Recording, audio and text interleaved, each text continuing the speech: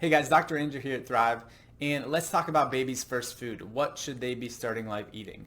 And no, I don't mean the play food and the play toys that they stick in their mouth when they're at the office, like this little hamburger here. So we're not talking about the play first food. We're talking about when it comes time for them to actually start trying solids and move off of breast milk.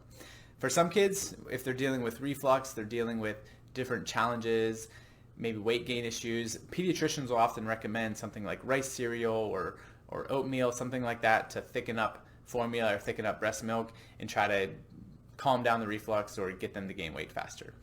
That's not what we'd recommend. It always cringe a little bit when we hear that because it's not helpful with the long-term health of that child. It's not getting to the why behind they're dealing with those challenges, and it's setting themselves up for problems later on. So before we even talk about what that first food should be, we need to address whether or not they're even ready for it. So there's a few things we look for. One, is this baby able to sit up on their own? They need to have proper core stability, proper head control. That's a sign that their nervous system, their development is getting close to that point. We want to see that they have teeth, that they've started that teething process, that they've had some pop through. That's starting to indicate that their body's changing in a way that it's got the enzymes and it's got the digestive system ready to handle something besides breast milk. Some other things, we want to see a baby that's actually interested in food. They're paying attention to what you're eating. They're trying to reach for the fork, reach for the spoon. So they're showing interest in it. They're engaging. A baby that's probably not fully satisfied with breast milk or the nursing sessions, your formula, whatever you're doing. They're, getting to the end of what they've been eating or nursing, and they seem a little bit agitated still. They seem like they're wanting more and they're still hungry in a way.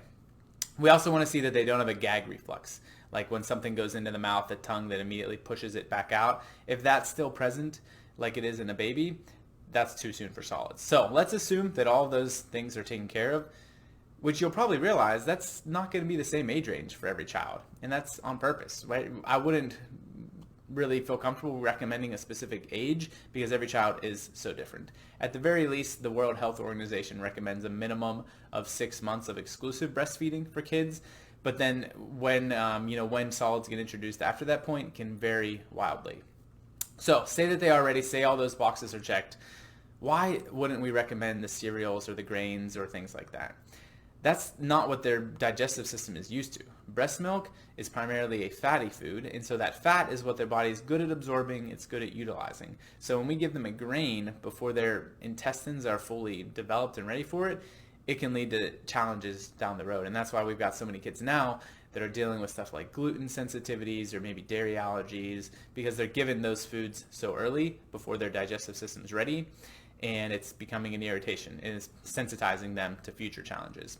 So stuff that we do love, like avocado. It's a great first food. It's nice ripe avocado you can chop up into little pieces, and then baby can actually play with it and feed themselves. They can use their hands and feel the textures.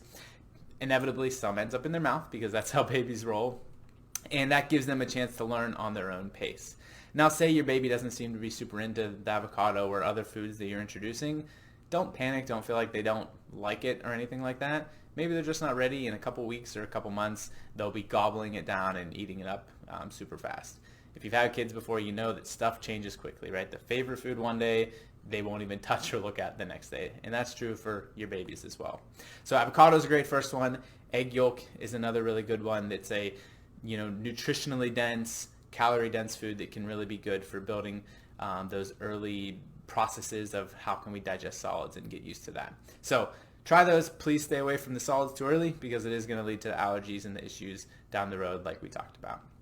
If you have any questions, other further thoughts, I'd encourage looking into like baby-led weaning. There's some good books from Dr. Jen Floriani, Well-Adjusted Babies. Mama Natural talks about some of the reasons and when to introduce certain foods, when to wait.